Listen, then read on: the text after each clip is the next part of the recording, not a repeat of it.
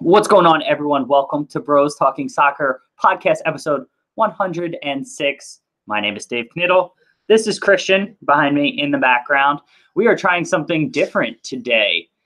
Christian, hello. How are you doing, first of all? I am just awoken by your call, David. Yes. So I'm a little bit shaken here, but I'm starting to feel alive. So we're just working our way.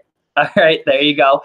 We are trying something different today. We are watching the Southampton versus Man City match Guess who's there? on our television. And Matthew, our other brother, is actually at the match in Southampton with his girlfriend, Audrey.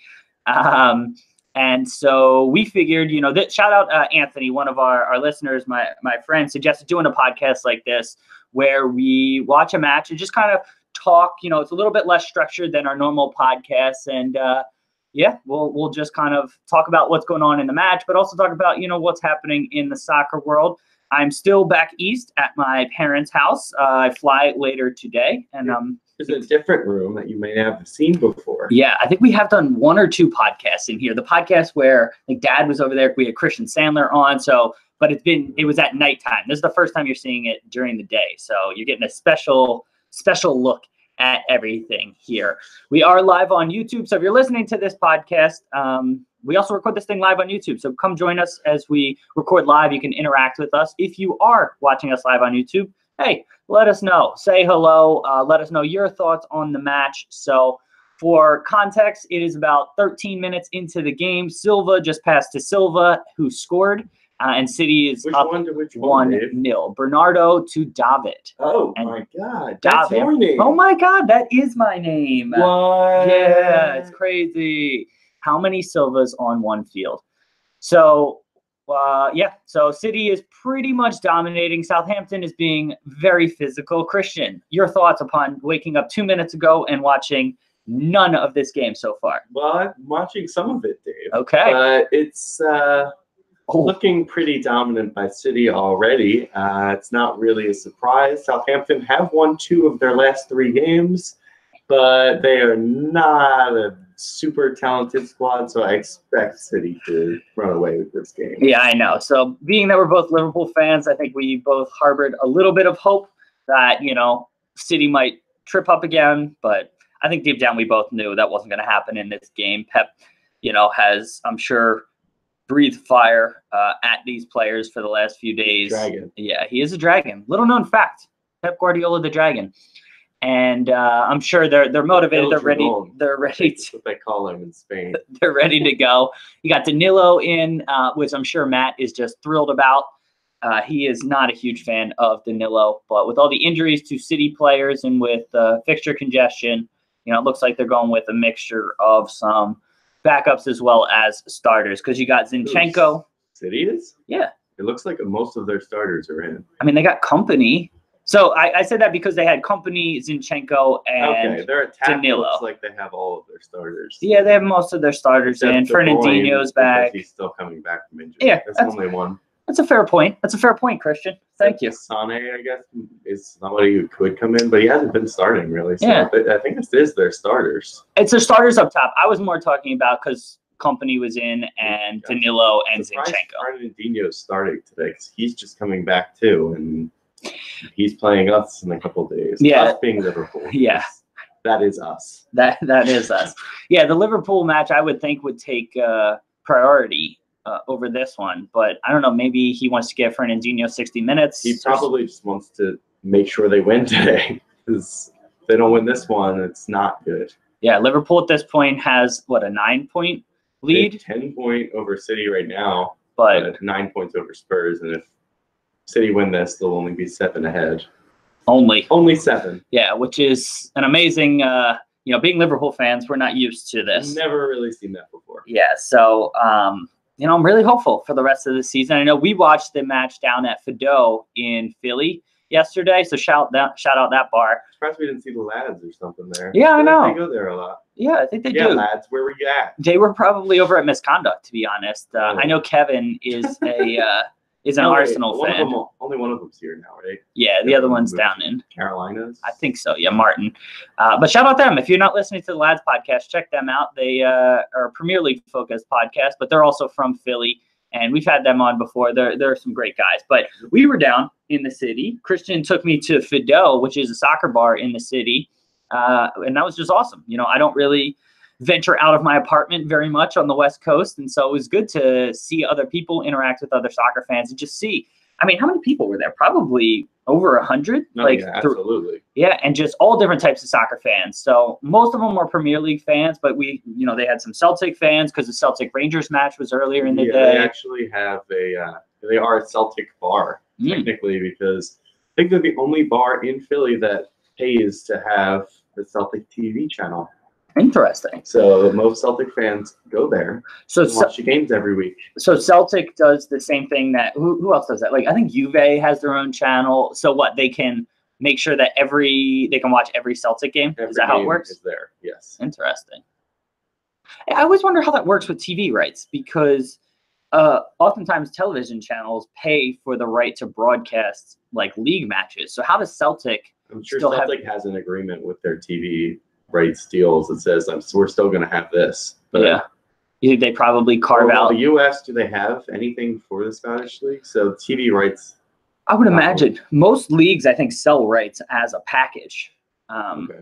Right? I think that they almost have to, because it makes it that much more attractive. Because if Celtic's not involved in the Scottish Premier League TV rights, nobody's going to be buying those rights, right? So they have to have some sort of carve out. That would be my guess. Oh man, yeah. That's not a good pass. Yeah, in the match. Let's see. Okay. Yeah. Wow, they are really tackling hard here, Southampton. Yeah, Southampton is playing the physical game. There's City's patented. Come on. City's little touch of a foul.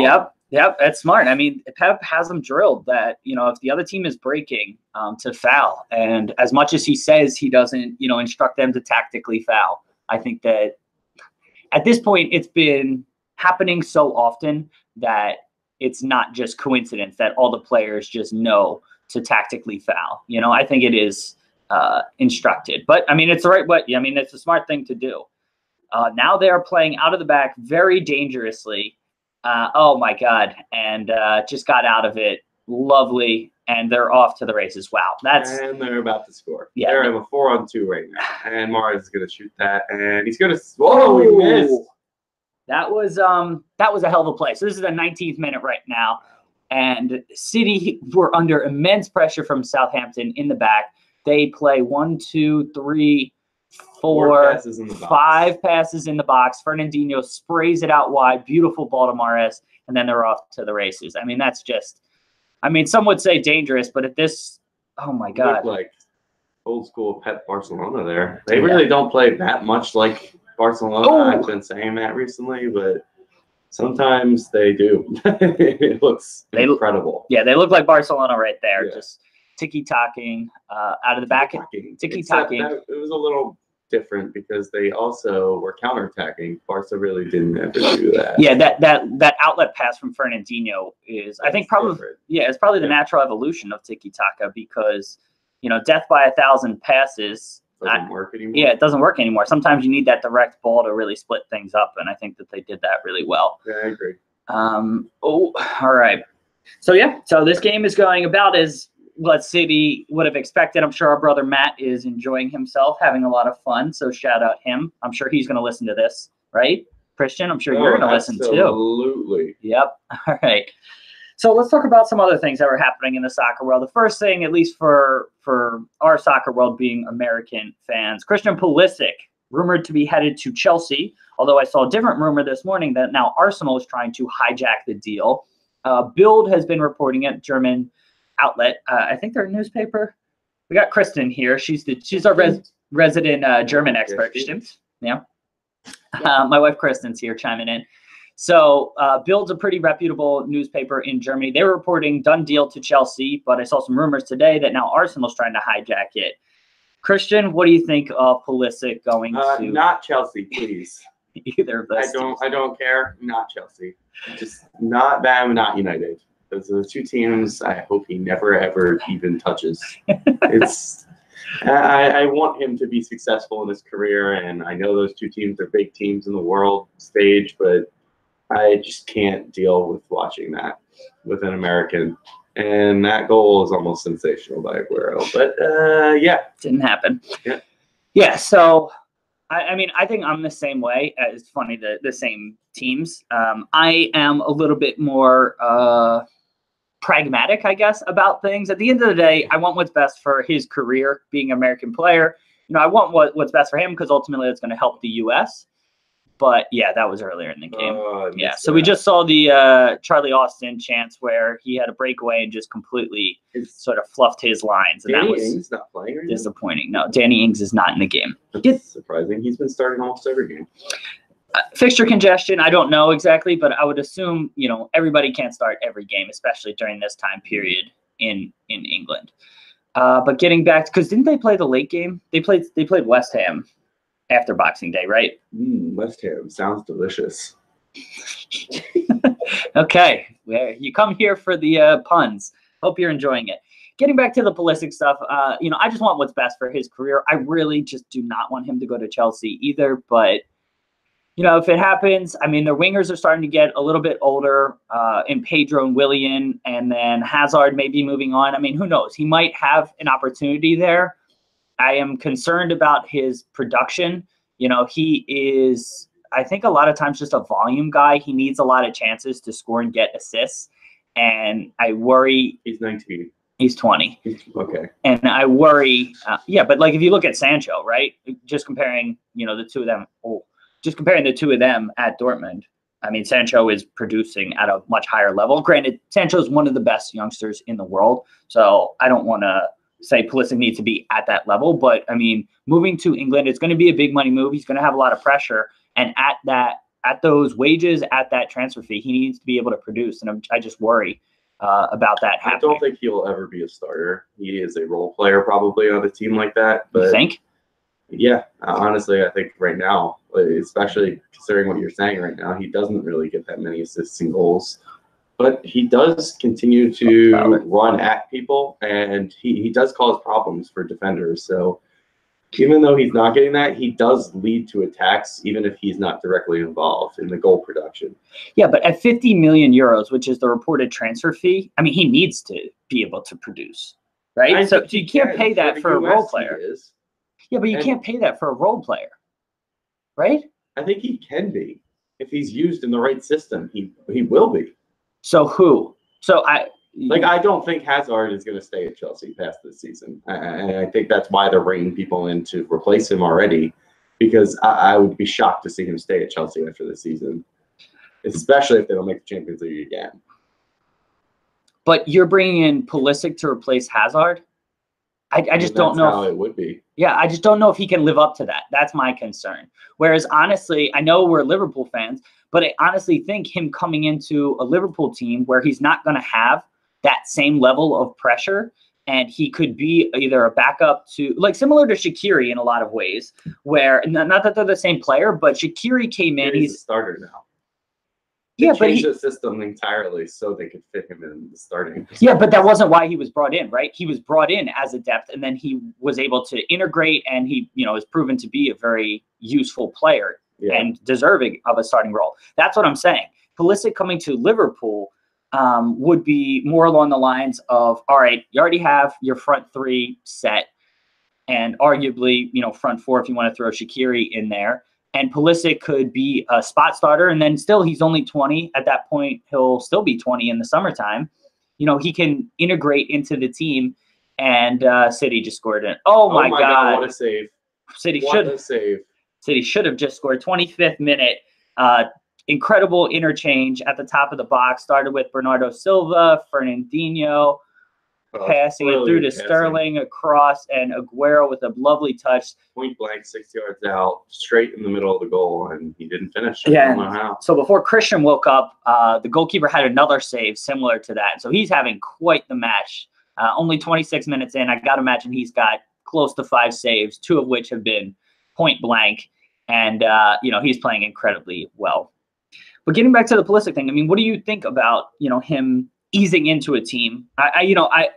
I say Liverpool just because I know them the best, and I'm trying not to be biased. Start immediately at Chelsea either. You don't think? I think Pedro and Willian are going to start probably if Hazard leaves, and that's fine. That's good wingers, but I think Pulisic is young enough that he doesn't need to start immediately, and I want him to, but he could take 2 years to integrate into a Premier League side and could be incredibly effective if he does that.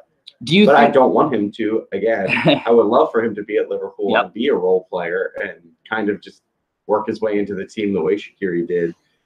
But I just don't see it happening, even though Klopp is the one who brought him to Europe in the first place and saw something in him. Yeah. So do you think that he would fit into Sarri ball, and where they kind of play a heavy passing system and needs a lot of technical players? Do you think his game fits that? And so I think he's a very technical player, but I think he can be very dribbly and selfish at times with Dortmund. Now, I don't know if that's a tactical. We have one of those. Yeah, I don't know if that's a tactical instruction or if that's, just his game and that's how he plays, because we haven't seen a ton of him in a system where, it's a tactical instruction is to move the ball very quickly. So I think he could do it, but I don't know if that suits him best. Southampton's playing with fire right now. Yeah, they're really just dribbling back here. Yeah, all right. There you go. Well, and they turn it over. But what do you think about that? Do you think he fits into Sarri ball, or do you think he could fit into that?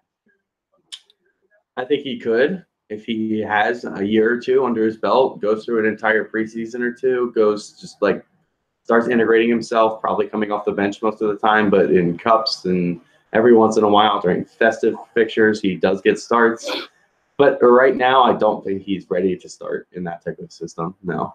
Okay. Yeah, and I think he could be, yes. Yeah, I think so too. And I don't know. A lot of our Chelsea dislike comes from comes from more historical. Like, honestly, Sarri's a really cool kind of guy. A lot of their players I find I don't really dislike as much as I kind of used to.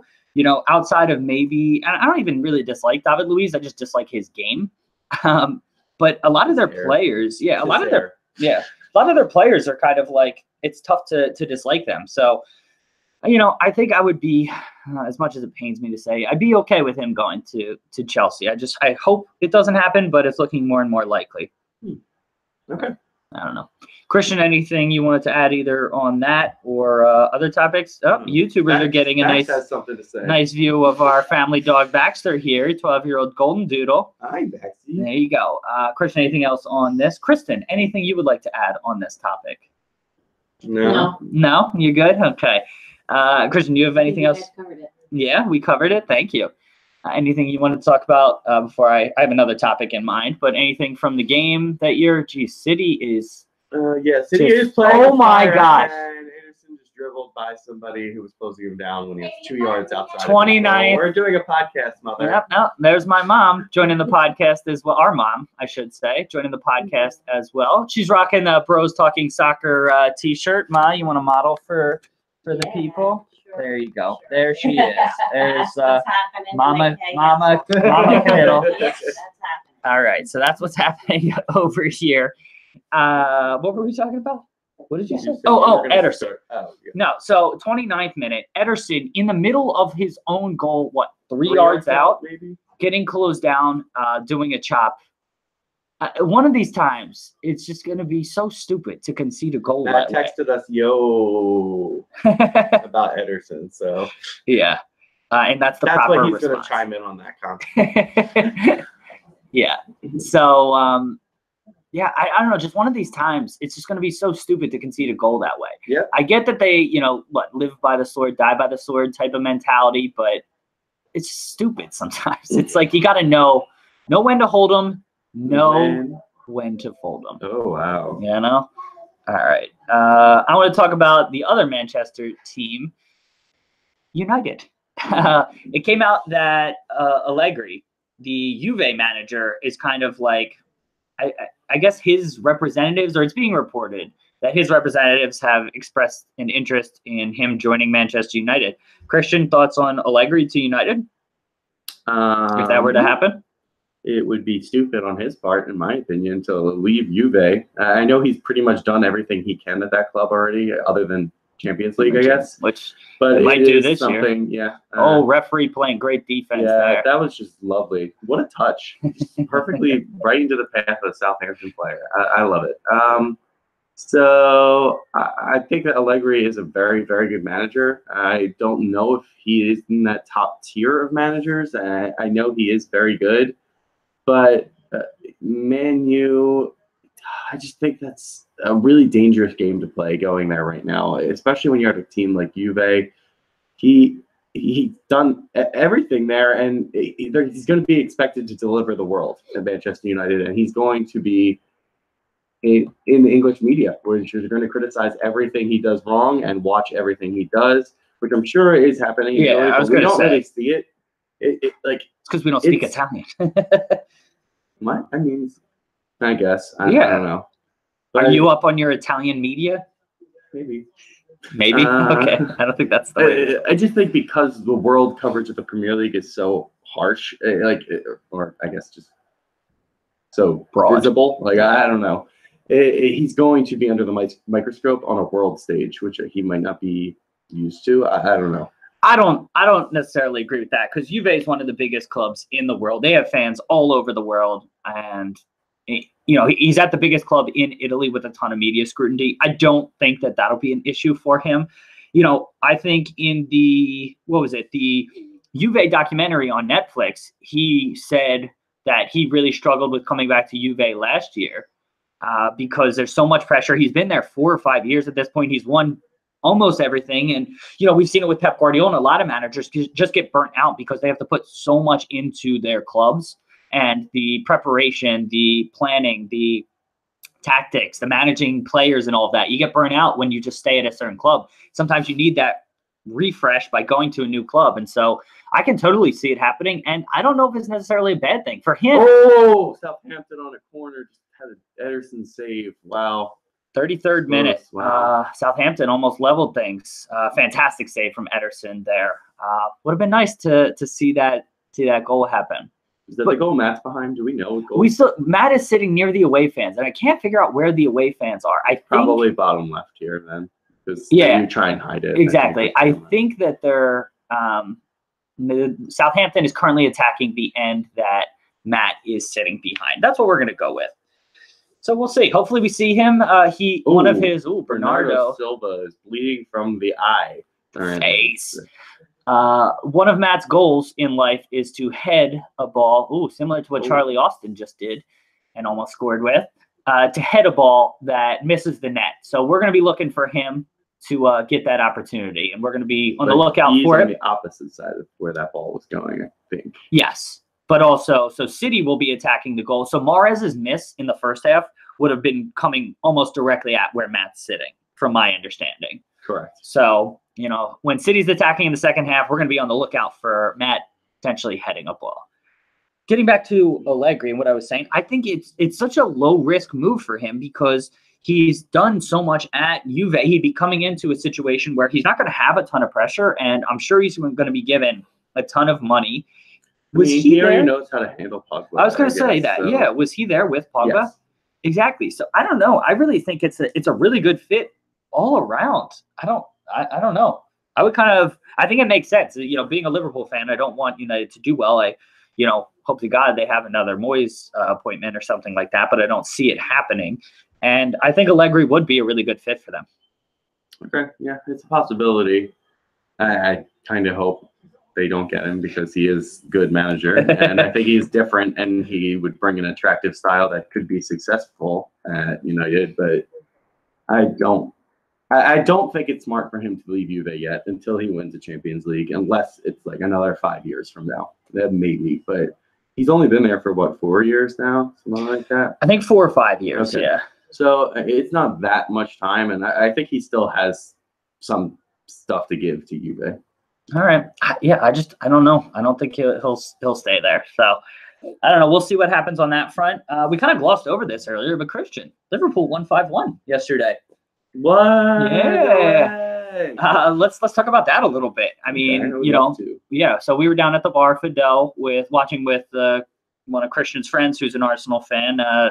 Shout out John. Sorry, John, for that loss, but it was You know, it was an interesting. He handled it well. He really did. He came in. He predicted a 5-1 scoreline and he was dead on. Yeah. Which, you know, I got to give him props for that. I mean, I think he was slightly joking, but kind of serious, and I think that helped prepare him. He was definitely joking, but then he made it sound like he was serious. Yeah. Yes, but I mean, you know, yeah, he handled it very, very well. He was very excited when they took the lead, and after taking the lead, he said 5 minutes later they were losing. Yeah, he said literally, I just want to enjoy this for 10 minutes. I know that they will concede. I just want to enjoy this. And with 3 minutes, maybe not less than 3 minutes after he said that. I meant it's in between goals. Yeah, they had Southampton press, turn it over, and they score. Let's go. Okay, here's watching soccer. Point back. And this is what I was talking about earlier. With Zinchenko back there, turning the ball over. Playing with fire and just unnecessary risks that are being what taken. A strike right into the top right corner. That was a powerful hit. Yeah, Zinchenko. So Laporte plays it into Zinchenko, who's I don't think you can blame Zinchenko completely for that. Laporte kind of just... No, you blame. Yeah. I thought it was the first touch that he was under pressure. It was the second. Yeah, that's not... Oof. So that is a powerful drive. Yes. So Laporte plays it in to Zinchenko, who's tucked in. He's the outside back, but the way Pep likes to play, tucks his outside backs in possession. So they're in their own defensive third. Yep. Laporte plays it into Zinchenko, who's basically acting as the center midfielder. He takes a touch, and then way too big of a second touch. Højbjerg, is that who closed him down?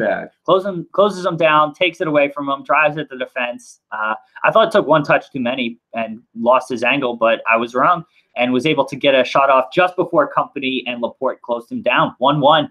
Yeah, really, Zinchenko, you have to expect him to be better. In this system, he's got to get that ball and even almost first time lay it back to the other center back and keep it moving to the outside. That's how this system is played, and I think he just doesn't have enough game time yet, and he's still learning the system. Absolutely. And the other thing is, even if you're going to take a big touch there, that has to be outside. You can't take a... And they're pressing again, and here they come. Yeah, and Danilo... Boston's in the middle. Danilo turns it over now. Company with the rescue tackle. See if we can see Matt. All right. We'll be looking for Matt. If we see him, we'll freak out, and you'll hear us. Nope. No, they're showing the Southampton fans. Well, he's in with the Southampton fans, right? Yeah, but he's close to there's the City fans. I see them. Yeah. So, I mean, I was talking about this earlier. I mean, Zinchenko, Danilo, and Company are kind of second choice for Man City. I mean, some of them third choice at this point. And, I was just surprised. I mean, they were involved in the last turnover, the last goal, and then in this latest turnover, Danilo giving the ball away needlessly. So Southampton's really been coming on the last 5 minutes. Yeah. Ooh. They it looks like they've been energized by scoring that goal. Aguero has a counter here. Oh my God. Great tackle. Lovely tackle by Southampton. Okay. So what were we talking about? We were talking about the Liverpool match. Oh, yeah. So John handled it well. And okay. So let's talk about the match a little bit. So it was absolutely dominant, in my opinion. I think both penalties were soft given to Liverpool. I could have seen them going either. Well, the first one I could see going either way. I think it is a foul anytime it's outside the box. So, I mean, it is a foul. So the referee called it. Second one looks like nothing happened. And I don't know why Lovren fell to the ground the way that he did. The Arsenal fans did appeal for a little bit, but didn't really. I think because it was already 4-1 at that point, they weren't really demonstrating that much. Good word. And it really was just dominant. Bobby Firmino is just starting to get into that world-class stage, in my opinion. He's really coming on. I can't believe those were his first 3 goals at Anfield this season in the league. That's just shocking. But the front three all scoring is huge. They built incredible momentum going into the Etihad on Thursday, and hoping for a big result there as well. Yeah, I mean, not much else to say, really. I thought Arsenal came out and was pretty aggressive. They had a couple chances early on, and it looked like it was going to be a back-and-forth match, especially after Arsenal took the lead 1-0. Liverpool just really kicked it up, and then kind of especially after Liverpool got their second goal, I mean, I can't really think of too many chances where Arsenal even should have scored. It was the Aubameyang chance, or Ramsey. Ramsey had that breakaway. Yes. That's the only other chance I really could think of in the entire game. Yeah, where Ramsey got in behind, he definitely was shooting the ball, but he didn't connect well, and it came across the goal. And Aubameyang hit it over from 1 yard out, which Yeah. was crazy. And he was flagged offside, but he was not offside. Yeah. So I mean, I guess it all worked out from a Liverpool perspective. And that would have made it 4-2 in the 54th minute. So, I mean, they would have had some momentum. It would have been interesting to see, but I'm glad we didn't. Yeah. And I mean, I don't think any of us would have thought going into that match that it would end 5-1 and Liverpool. That's their biggest victory. Well, yeah. That was their biggest victory on the year, right? They hadn't scored. Their offense hadn't clicked. We had scored 4 goals before. Like that was the first game. Like, yeah. And that was more I would put down to West Ham just lining up ridiculously defensively in that match. I remember watching that match. Oh, what a ball from Silva. Oof. Yeah, City probably should have just scored in the 42nd minute. I remember watching that match, which was the first match of the season, and West Ham had this ridiculous defensive scheme where they were just, when defenders got to the 18-yard box, they would stop, regardless of if the Liverpool players made good runs either from deep, and it was super easy for Liverpool to get in behind, and they just absolutely thrashed them. But since that match, I can't think of too many times where the offense clicked. We're seeing Pep Guardiola on TV. It's like lounging and sad. Not looking happy. Bench. Not looking happy right now. For anyone watching on YouTube, he's like this. There you go. Yeah, you're getting just amazing content that you're really missing out. City fans. If you're just listening to the podcast, you definitely need to check out our YouTube for this. Yeah, you can see my mom's blanket. There you go. Dave's company. Yeah, there you go. So many things, Fan all stuff. And now they're passing in their own box again, and companies trying to chip the ball in the air. Just flicking it, yeah. And it somehow worked for City. Oh, no, it didn't. Yeah, it will. Okay. All right. So yeah, that was a lot of things happening there. 43rd minute, a lot of back and forth kind of possession. City taking unnecessary risks in possession. There was another topic. Yeah. Wait. Hold on. We were talking about something. Oh, I was still talking about the offense. This is the first time the offense is really, I would say, really looked good. And if that keeps up, combined with the defense, Robertson. Combined with the defense. What a ball. Oh, that's a penalty by Zinchenko. Oh, no call. That should have been a penalty. Check out 43rd minute. Yeah, 43rd minute. What happened, Christian? So who is out there? That Ward-Prowse, I think, was on the right side. Ball was played over the top. Lovely first touch. Zinchenko was closing down. Ward-Prowse touched it past him. Was in behind him, and Zinchenko was pretty much on his back, and Ward-Prowse went down. Actually, looking again, it probably is a good no call. It's another one that was similar to Salah's yesterday, and I could see it going either way. I think he went down a little bit easier. He had a very light contact. There was no contact with the legs. It was almost just upper body. I think Ward-Prowse has to be a little bit stronger there, but it was a close call, and I could have seen either happening. And I think Southampton should have just had a corner in the 44th minute, but they called it a goal kick. Yeah. So it's all kicking on, as the English say, right? Is that what they say? I feel like they say something like that. Sure. But yeah, I don't know. There have been a couple soft fouls. I mean, quite frankly, in Liverpool's favor in recent weeks. So I'm okay with that no call, and yeah, I'm okay with the no penalty call there. All right, so it's 1-1 still. Getting into the 45th minute now. City building an attack, and Southampton has a ton of players in the box. Oh, and they scored on goal. Oh no! Southampton just scored an own goal and City lead again. That was bad. Unfortunate for Southampton. 45th minute. On the balance of the whole first half, I mean, it's probably fair that City's up 2-1, but on the run of play, the last 10 or 15 minutes. I don't think so. Time to wake up for Christian. It's 10 o'clock. Mm-hmm. Yeah, especially on the run of play, the last 10, 15 minutes, that's really harsh on Southampton. So Sterling's dribbling towards the end line. Oh, it deflected twice. Takes a double deflection off 2 Southampton players. And the goalkeeper. Keeper should probably do better, but it's a little hard. No, yeah. He should do better. That's not good enough. Yeah, but it's tough. The ball is taking a deflection. He's completely, his eyes are a different direction. His body momentum is moving a different direction. it looks bad on slow-mo replay, but in real time, I think it's tough to save that ball. You're a goalkeeper, though. I mean, what do you think? I'd be mad at myself if I didn't stop that one. So I think that he should have done better.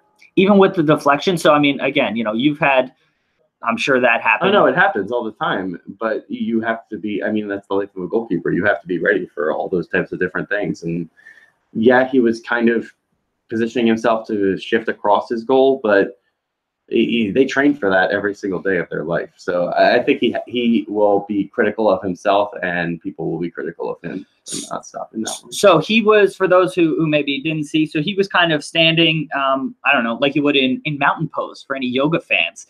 And as the ball came through, he tried to sort of underhand smack it out.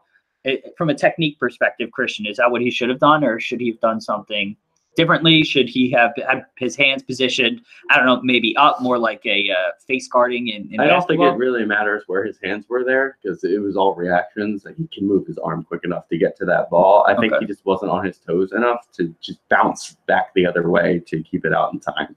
Okay. Because he did get his hand on it, it just wasn't strong enough. Yeah, so it wasn't a position or form. I think his positioning was fine. I just think that his reactions were poor there. Fair enough. Yeah, I think it's good analysis here. So hopefully you enjoyed that. And, like I said, I mean, I think Zinchenko has been kind of City's weak link so far in this match. Might be a little bit harsh on him, but, I think that's kind of been clear. I don't know who's been City's best player so far. Probably one of the Silvas. Aguero's looked pretty good, I would say. As far as Southampton, I don't know. Anybody that you think is pretty good too. Mahrez, yeah. Anybody on Southampton that you think is really sticking out? I know Højbjerg had that nice tackle, or that nice goal, I mean. Yeah, it's really only been Højbjerg that I've noticed much. Romeo's breaking a lot of stuff up in the midfield, so he's doing a good job, and he's pretty much outnumbered at every moment. And Aguero just scored as well, so this game was over right before halftime. 3-1, 48th minute, 45th, and 3 minutes of extra time, just so you're not going to the second half and looking for that one. Manchester City just took the lead, 3-1. And Zinchenko on the assist. Zinchenko did have that cross. Aguero on a header. Yeah, you heard that correctly. And I got to admit, this game is probably all but over at this point. Lovely play. So lovely interchange with, is that David Silva? And it was Oriol Romeo who was closing down Zinchenko there and didn't get to him in time. So I'm glad I was just mentioning that. And I was just mentioning Zinchenko being a weak link. So, yeah, so that's not great for We're finally learning the curse of the commentator, guys. You're experiencing it live with us. But and that's really disappointing for Southampton. Southampton could have just taken the lead on a penalty if that was called, and that's the life.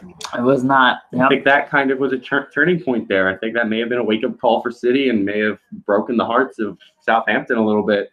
Yeah, it's fair. I mean, and so Aguero just proving just how talented he is as a complete striker. I mean, his hold-up play is fantastic for a little guy. Just look at that movement. It's just world-class, like he really is. And then to finish it off on top of it, to be a smaller guy, he's very strong, but to do well in the air, have those little movements to create space for himself, and then put his shot on target.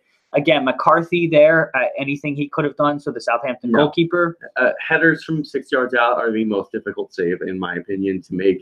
You can't read where the ball's going to bounce off somebody's head in a moment. So you just have to almost guess. It's almost like a penalty at that point, where, okay, you just guess where is the most likely and easiest place they can try and put the ball, and you have to be there as well. And he actually did. He read it again. It looked like he may have gotten a hand to it, but there's nothing you can do. That ball was bouncing off the ground. And you can't do anything about it. And especially going low on a goalkeeper and then having the ball skid, especially, they water the fields over there, so the ball skips. It's a really, really tough save. And what do they say for goalkeepers? Getting down is often the toughest saves to make. So kind of the low shots, especially quick. Especially the ones that are like probably a yard or two off of your leg. That's the most difficult save to make. And that was almost where Aguero put it. So, I mean, he's just talented player. We're a little deflated from that finish because it was looking like this might be an actual match. I'm sure Matt's happy. I'm excited for Matt because when we went over to England together, all three of us a couple years ago, we saw City at the Etihad, and they actually ended up losing. So I'm excited for Matt to actually see them perform well and get a couple goals. So hopefully he's excited and enjoying himself. Christian, I'm sure you feel the opposite. Yes. All right. Very much so. Mm-hmm. Yeah. So Christian would love to see City lose every time, especially when Matt's there. All day, every day. All day, every day. So, Christian, I don't know if there's anything else. I don't know. We were talking about doing the podcast for the entire length of the game. I don't know if that makes sense. Christian just woke up. I'm sure you're hungry. I know I'm hungry. I think this was a good first attempt, and I would love to hear some feedback from people, because I think we could do this more. It's just unfortunate we're not going to be together, so I don't know how well we'd be able to do it in the future. But yeah, let us know if you liked it. And if we're next time we're together, I don't know, next Christmas or hopefully before then, we can try this again if you guys enjoyed it, or we can try doing stuff more. We were talking about, how goalkeepers should have reacted. If you want us to talk more tactics or analyze the game. What we could do, if people are interested in it, is we could review some of the top plays for the weekend and do something like that. Or we could review top matches. Game. Yeah, something like that. Yeah, I like that idea. So, yeah, let us know. We love feedback. We love suggestions. Again, thanks to Anthony for the suggestion. And I know a couple people on Twitter said they would like to see us do this. And so I'm happy we were able to do it. Hopefully next time Matt can be involved rather than in person at the match. But yeah. Or maybe we can all be commentary and be at the match. Oh, there you go. A little live. Make it big. Yeah. We could probably do that maybe at a Union game or something like that. So so we're just watching some highlights now. In the 9th minute was when earlier Charlie Austin had a breakaway chance, fantastic through ball. Who was that? Ramsey that played it through to Austin. Amazing clipped ball into Austin, and then less than a minute later, or right around a minute later, City take the lead. But Austin absolutely has to do better. It's a tough ball, so Austin's making the kind of a peeling, curving run, and the ball is sliding away from goal. So the ball and his run are kind of moving in sync, and the goal is this way. So he has to take a touch back towards the goal. And it's really tough. He's a bigger guy, but he really needed to slow his momentum down and take a softer touch and really open the goal up for himself. But he tried to do too much and took too heavy of a touch, and then Ederson just came out and closed it down. But that was kind of how he should have handled that goal. And then a minute later, Silva to Silva, and City's up 1-0 after some great interchanging play. And beyond that, we already recapped the other goals here, I think. So, yeah, we're just seeing some of these highlights again. Christian, any thoughts on anything? No, honestly, City were the dominant team for about 35 minutes of that game, and they probably deserve to be up, I would say, 2-1. Yep. But, I mean, they took advantage of their chances at the end of the half. They took advantage of Southampton kind of. I think they almost felt sorry for themselves for not getting that penalty, and they got in their own heads, and it devastated them there. Yep. And, I mean, easy mistakes, deflections like that, like they just break you down. Yeah. And I still think he's got to do better with that one. Just seeing it over and over again, you see his feet aren't set correctly. And McCarthy's talking about McCarthy, on that. the Southampton goalkeeper.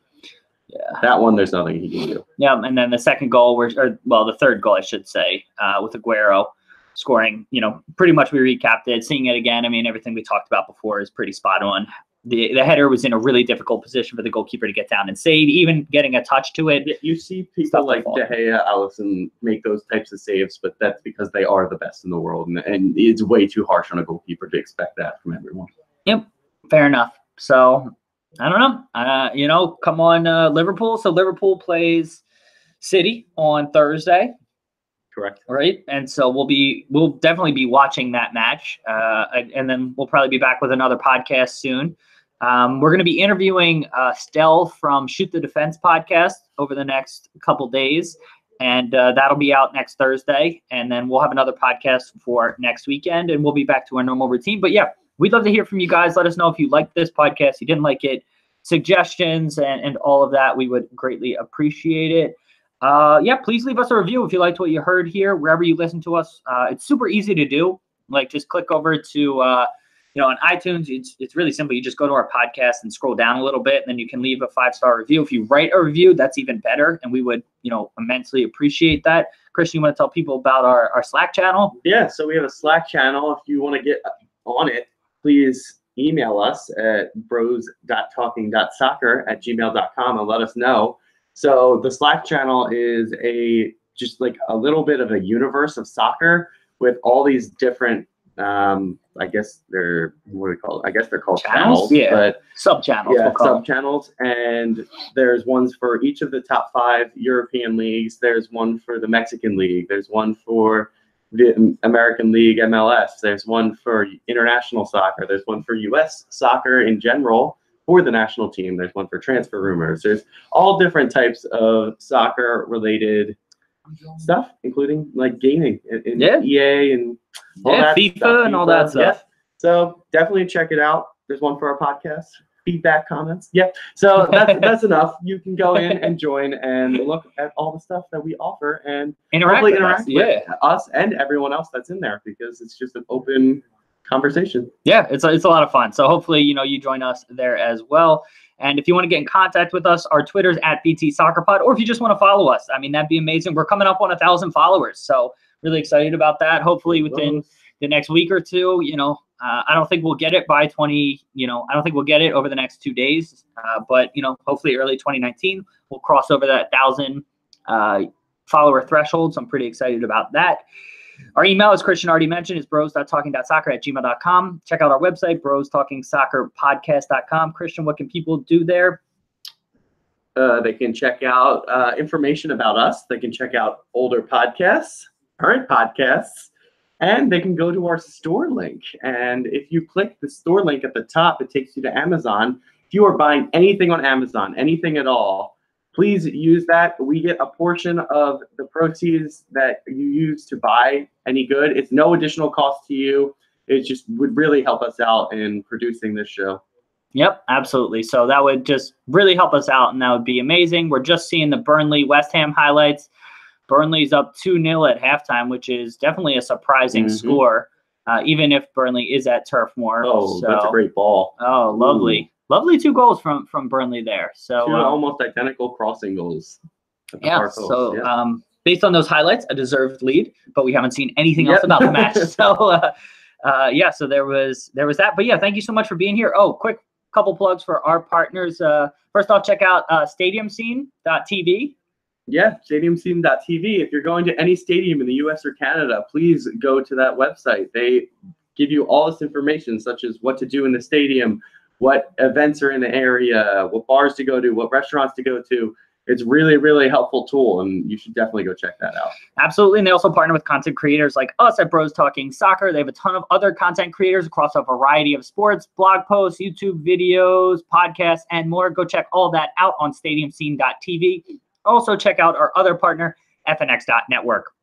FNX.network is a website that has stories, podcasts, and all different kinds of content about a variety of topics beyond just sports. So they definitely have sports on there, but they also have entertainment, video games, lifestyle, tech, and more. Check all that out on FNX.network. Christian, thanks for being here and doing this special podcast with me. Would you like me to give you a trivia question really quick? Yes, I would.